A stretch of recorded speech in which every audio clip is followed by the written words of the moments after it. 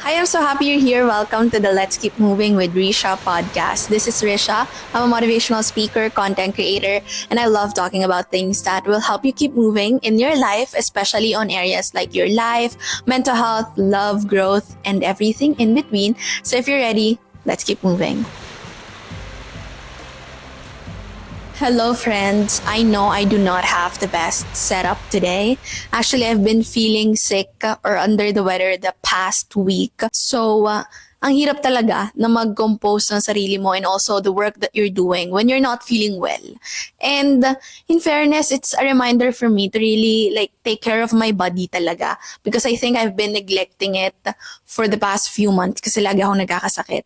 But I won't skip a week without an episode. So even if I'm super busy and super under the weather, I would still record a podcast episode even if the conditions around me are not perfect. But hopefully today you're going to learn something because this is a fresh topic. This is a fresh lesson sa mind ko. And this has just really inspired me today. So actually I was supposed to record a different podcast today because that's supposed to be the podcast for this week. Pero naisip ko na I just have a lot of downloads from today's sermon, today's activity. So gusto ko na i-share ko yon with everybody. If this is your first time here, I'm super happy that you're here. This space is just for anyone who's figuring life out.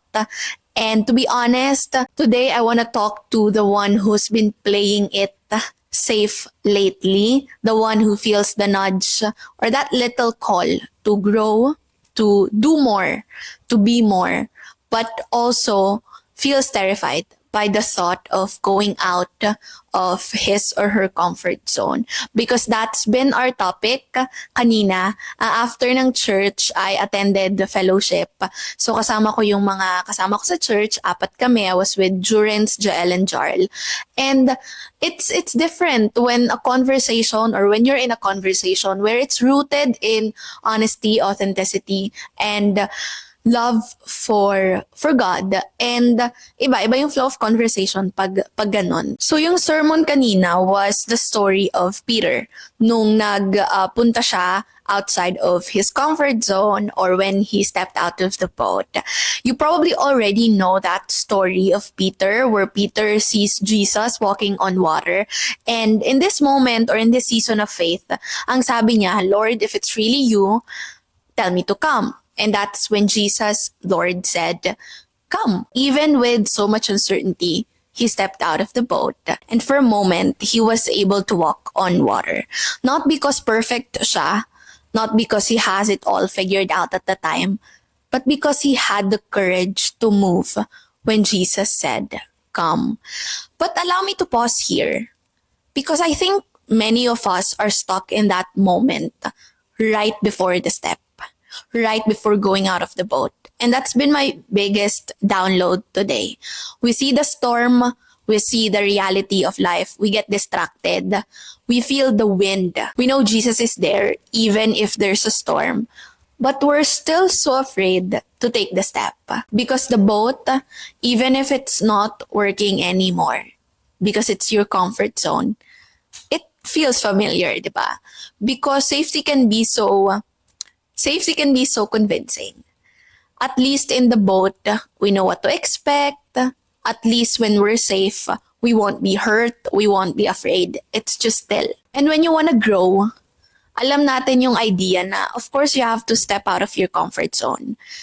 But allow me to reiterate that in this episode, that you are not born to be in the boat forever. You are not made to just be in the boat forever. And I think that's what I realized. And that is where this episode is going to be about.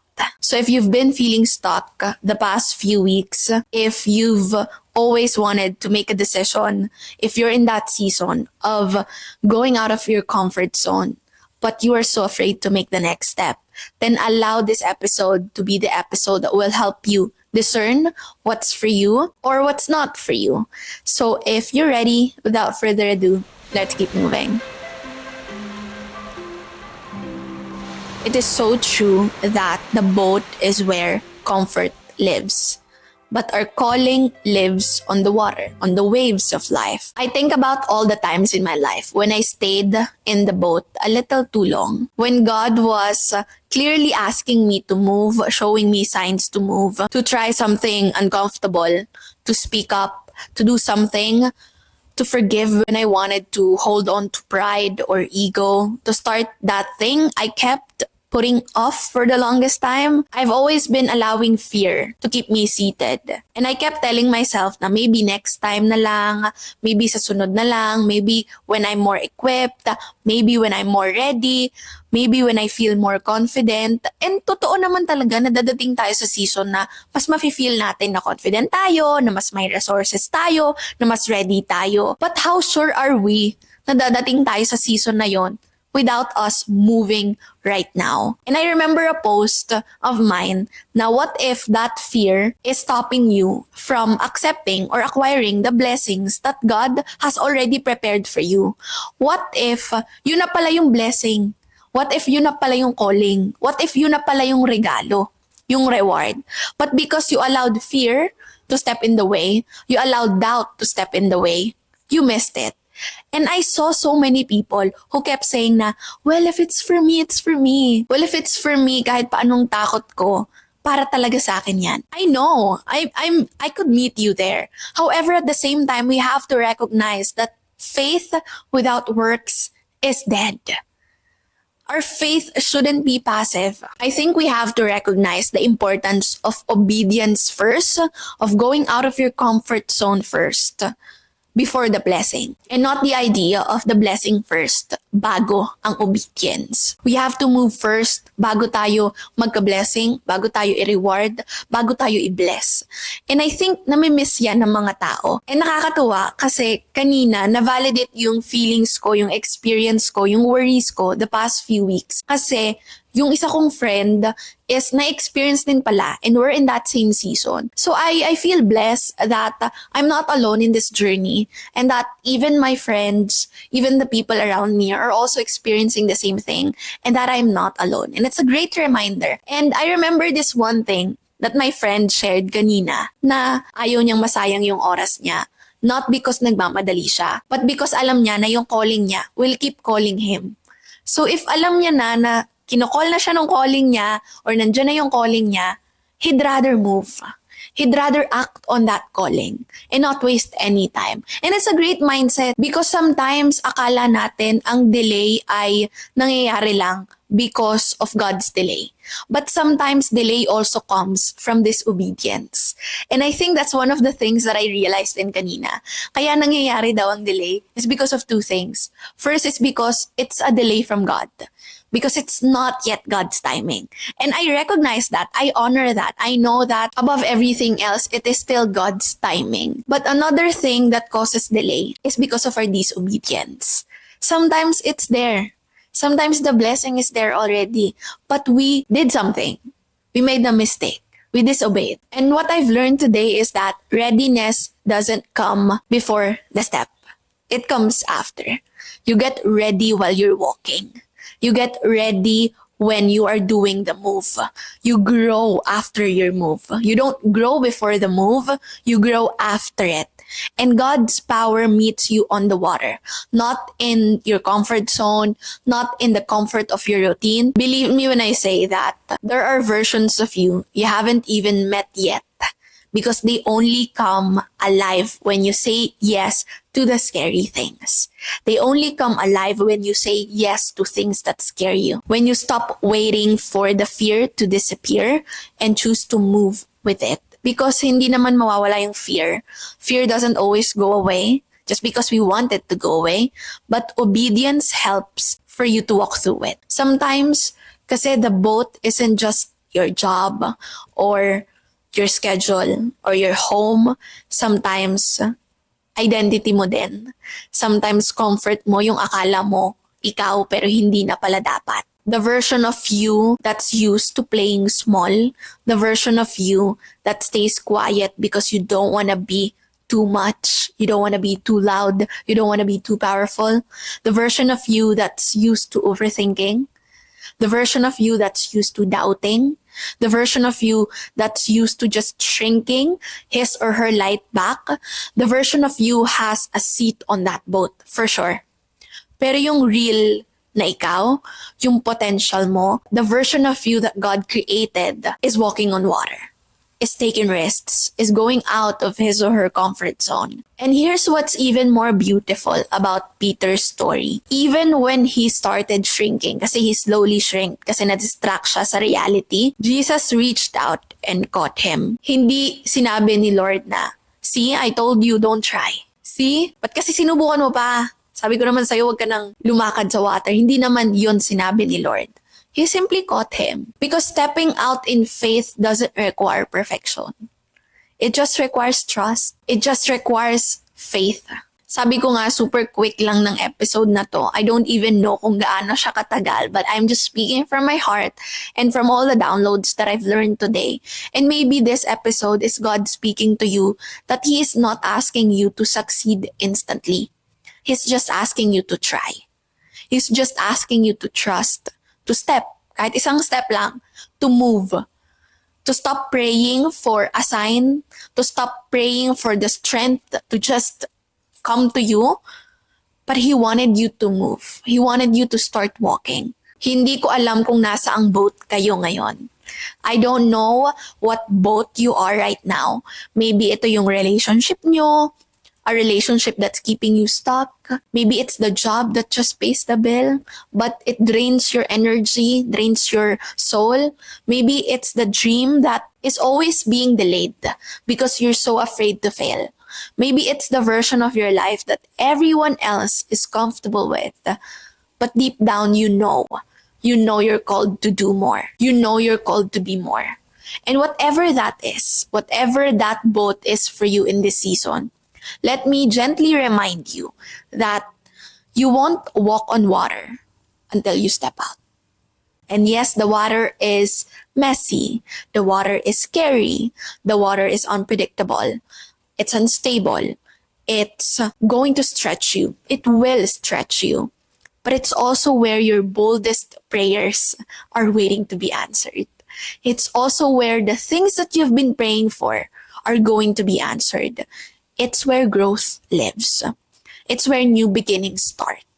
It's where faith stops being a concept and starts becoming a lifestyle. Someone shared sa fellowship namin kanina that we always talk about having faith or being faithful kay Lord or trusting God's timing, trusting God's plan. But when we're presented a challenge, a struggle, a problem, why can't we hold on to the promise? It is maybe because we don't fully live with the thought that we trust God. We're human beings kasi, so we're easily tempted with the noise. We're easily tempted with the limitations of our lives. And isa pa sa mga na-share kanina is the importance then of discerning yung proper prayers mo. Sometimes we tend to pray, Lord, sana kayanin ko. Lord, bigyan mo ako ng strength. But at the other side of it is the truth that you don't want to just do it all alone. And so do not say, Lord, sana kayanin ko. But then acknowledge your weakness, acknowledge the lackness in you or your lack, and then surrender it. So it's like, Lord, di ko kaya to. Pero I know that through you, through your strength, through your grace, I would be able to surpass this. Because our journey in this lifetime is to not just fulfill our purpose, but to glorify Him. And I hope that in whatever we do, be it going out of our comfort zone, may we always be reminded na we have to glorify God. And it's true, sometimes God is just waiting on us. Sometimes God has already have everything planned out, but it's just us who are not moving, who kept telling ourselves or the people around us or social media that we trust God. We lift everything to Him. But we do not move. We do not go out of our comfort zone. We're so afraid to do something. We're so afraid to just take the first step. How is that trusting God? Remember that God doesn't bless laziness. He doesn't bless laziness. You have to move first and allow God to bless your walk as you go through it. He's not asking us to be perfect. He's not asking us to be 100% confident on the work we're gonna do. He's just asking us to move, to take one step at a time. And I don't know what that is for you. It could be applying for a job. It could be going out of your comfort zone. It could be trying a new hobby. It could be trying a different industry. It could be moving out. It could be starting that business. It could be starting content creation. It could be anything. But unless you make that first move, God can do so much. And you have to take that first step. If I can leave you with one thing today, it is this. The life God is calling you to will often require discomfort, but it always leads to deeper peace. Even if it's uncomfortable, even if it's hard, even if it's scary, deep down when you try it, it will give you peace because you know you gave it your all. Believe me, you won't go there by playing safe. You won't become who you're meant to be by playing small. And I say that with so much love, not because I'm pressuring you, because I know how safe small can feel. I know how tempting it is to overthink everything, to not be able to sleep at night because you're thinking of the possibilities, to wait for signs, to look around and wait for everybody's permission. But sometimes we already got it. Sometimes you already have it. The calling has already been placed. You know what to do. And the voice has already been said. The voice has already been said. Now it's your turn. It's your time to move and to act on what you know. You don't have to know everything. You just have to take the first step. And that phrase holds so much value when there's this one thing that you have been wanting to try for so long, at hindi mo siya matry kasi you're overthinking the next steps. Hindi mo pa nga nagagawa yung first step, diba? So yeah, if you're on the edge of something unfamiliar, if you feel the pull to do something scary, to try new things, this is your gentle reminder that you don't have to have it all figured out. You just have to trust the one who called you because he will provide. And when you fall, just like how Peter fell, he will catch you. And when you doubt, and you will doubt, by the way, he will remind you why you started. And when you feel alone, you will realize na you've never been alone. The boat was never the goal. It's amazing to be in the boat, to feel comfort, to be safe. But the goal is the walk. So step out. Even if your knees are shaking, even if you have to whisper to yourself na just one step today, kahit ito lang. Believe me, you're going to feel braver than you feel right now. And God's already waiting on the waves. I think it's also one of the things that I learned. God is waiting on the waves. So I hope this episode spoke to you. Even if it's imperfect, I hope this episode really inspired you to just try. I mean, totoo naman na walang mawawala if subukan nyo. No matter what that is. It could be a job. It could be applying for that job. It could be trying traveling. It could be going out of your comfort zone. It could be simple things. Try and believe that whatever your decision is, God will honor it. And He will meet you there, wherever you go. That's about it, everybody. Thank you so much for spending time with me today. I know how imperfect this episode is. I still feel unwell, but I made it and I'm super, super grateful. Thank you so much for sticking with me. And I hope that this episode will inspire you to move, to take action, even just one step at a time.